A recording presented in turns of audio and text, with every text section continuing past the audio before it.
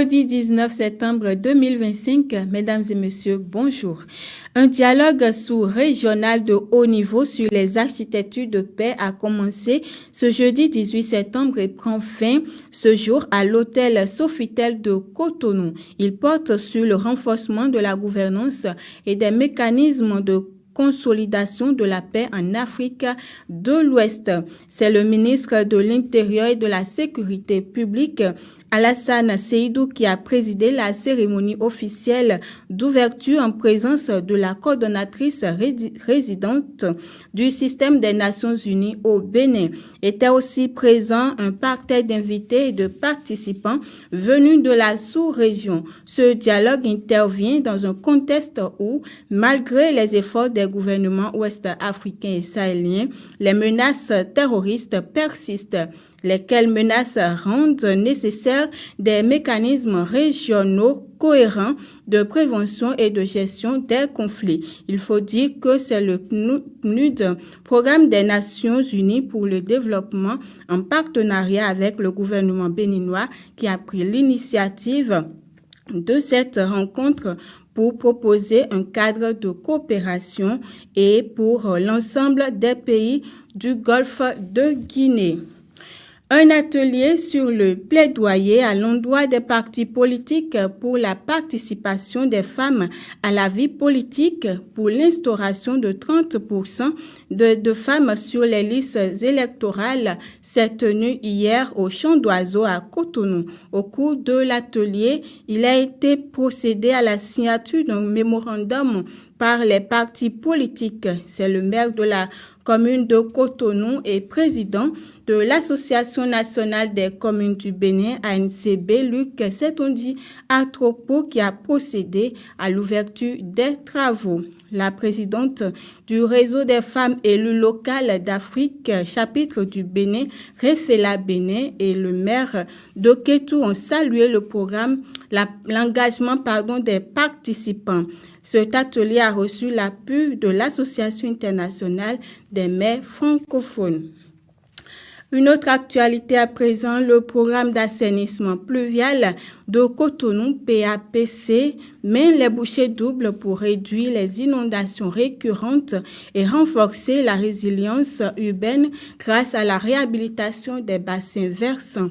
34 sur les 50 que compte la ville de Cotonou ont fait l'objet des travaux de curage, de renforcement des berges, de pavage et d'aménagement paysager.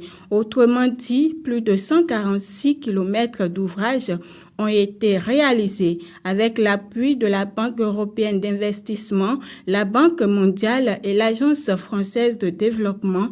Plusieurs collecteurs et bassins de rétention ont vu le jour.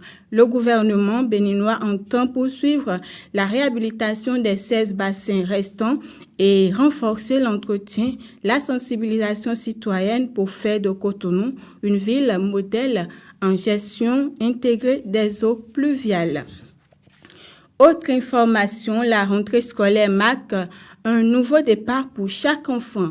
Au-delà des apprentissages, c'est aussi un moment où leur équilibre spirituel mérite une attention particulière. Quelle est son importance dans la vie scolaire des élèves? Élément de réponse. La préparation spirituelle aide les enfants à aborder avec confiance et paix intérieure l'année scolaire. Il faut reconnaître qu'ils ont en ce moment la capacité de compter sur leur foi plutôt que leur propre force. Lorsque je fais référence aux Saintes Écritures, nous découvrons une sage parole du roi Salomon qui dit « Instruis l'enfant sur la voie qu'il doit suivre ». Proverbe 22, le verset 6. Et cette instruction n'est pas que morale, elle n'est pas que intellectuelle, elle n'est pas que didactique pour faire allusion aux disciplines que nous enseignons dans les établissements, mais elle est aussi inclut justement la consolidation d'une base spirituelle afin de permettre aux enfants d'aborder avec vivacité, avec acuité et affronter les difficultés qui sont les leurs au cours de l'année scolaire. Je veux dire que une personne qui sent derrière elle une puissance divine a la capacité désormais d'affronter le stress, l'anxiété, les difficultés liées à l'apprentissage, aux évaluations, parce qu'entre-temps, la personne aurait développé des vertus comme le travail bien fait, la patience et la persévérance. Et la préparation spirituelle telle que nous le disons ici, elle n'est pas optionnelle, elle n'est pas facultative. Il faut que les parents sachent que c'est un élément fondamental dans la réussite des enfants. Comment préparer alors spirituellement les enfants pour qu'ils affrontent mieux les défis de l'année scolaire? Élément de réponse dans cet extrait. Il faut la prière, il faut les méditations sur des versets bibliques.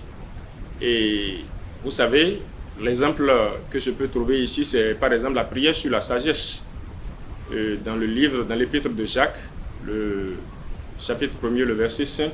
Et si quelqu'un manque de sagesse, qu'il la demande à Dieu, qui donne à tous simplement sans reproche, et elle leur sera donnée.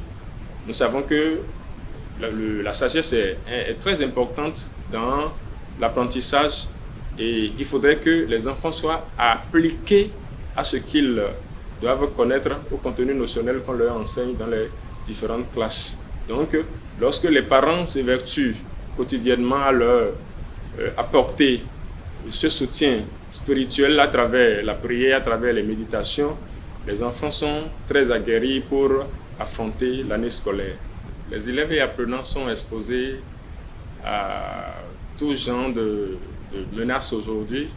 Et il faudrait qu'une éducation soit donnée de base à la maison pour les enfants, pour qu'ils sachent comment se comporter en société, à l'école, dans les rues, pour éviter de tomber dans les méandres du diable. Lorsque les parents ont un débat ouvert sur les principes de foi avec les enfants, cela va renforcer chez ces derniers leur habitude de foi en Dieu au lieu de compter exclusivement sur leurs propres capacités.